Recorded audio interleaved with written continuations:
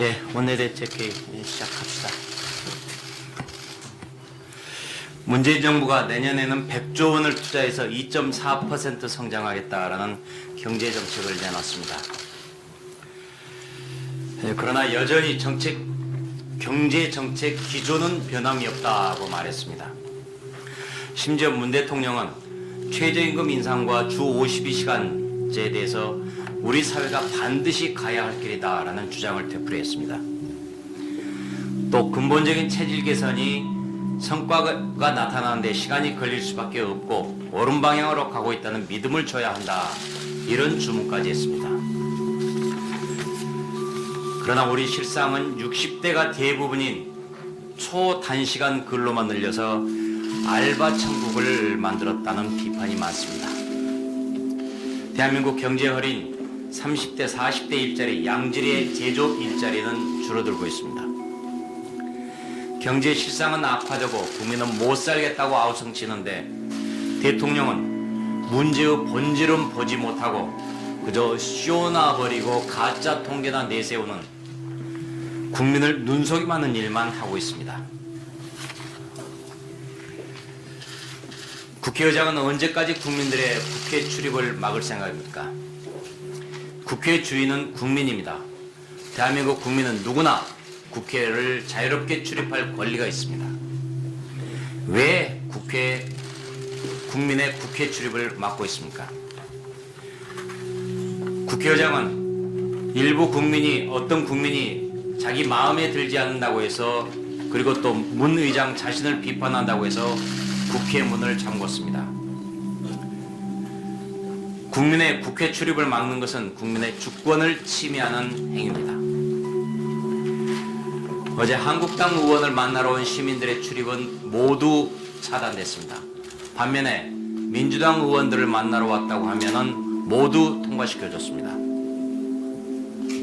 이 국회는 이 정권만의 국회도 아니고 민주당만의 국회도 아닙니다. 우리는 어제 유인태 사무총장한테 이런 몰상식한 조치를 개선해달라고 촉구했습니다. 국회의장은 국민의 권리가 정상적으로 회복될 수 있도록 당장 국회 문을 활짝 열어야 합니다. 문재인 대통령이 어제 조대혁 고려대 노동대학원장을 대통령 직속 정책기획위원장에 임명했습니다. 잘 아시다시피 이분은 초대 고용노동부 장관 후보자로 지명됐다가 거짓말 그리고 적격성 시비로 낙마했던 사람입니다. 이런 사람을 다시 발탁하다니 보은 인사, 오기 인사라고 할 수밖에 없습니다. 정책기획위원장은 정책의 중요성이 무엇보다 중요하다, 그래서 발탁했다 라고 얘기를 했는데, 아니 그러면은 국민의 시선은 전혀 중요하지 않고 묵살하겠다는 얘기입니까?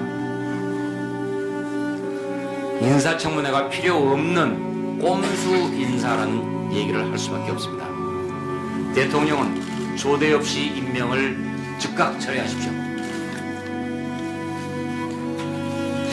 동료 선원 16명을 살해했다면서 문재인 정부가 추방한 북한 사람 2명이 사실은 선원이 아니고 북한 주민을 탈북시키려던 20대 청년들이다라는 보도가 나왔습니다.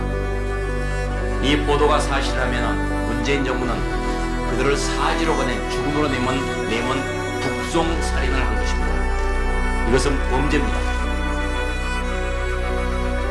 자유한국당은 그동안 이들을 제대로 조사하지도 않고 북으로 송환한 것은 비인도적이며 헌법 위반이라고 지적해왔습니다. 정부한테 묻습니다. 이들이 16명을 살해한 범죄자라는 말이 맞습니까? 도대체 이 사실을 어디서 확인을 했습니까? 통일부 장관은 대통령은 남쪽 대통령이라고 얘기했고 통일부 장관은 남쪽 시민이라고 얘기를 한 바 있습니다. 그런데 이 통일부 장관이 북한 이 두 사람을 받아들일 경우 남쪽 시민 안전에 위협받을 수 있으니까 북으로 보냈다라고 말했습니다. 도대체 정신이 있는 분인지 묻지 않을 수 없습니다. 북한 주민을 탈북시키려던 20대 청년이라는 게 맞다면은 그 사람들이 남쪽 시민의 안전을 전혀 위협하지 않을 것입니다. 통일부 장관이 국민을 기만한 것입니다. 문재인 정부는 살인 북송 의혹의 전말을 국민 앞에 있는 그대로 공개하시기 바랍니다.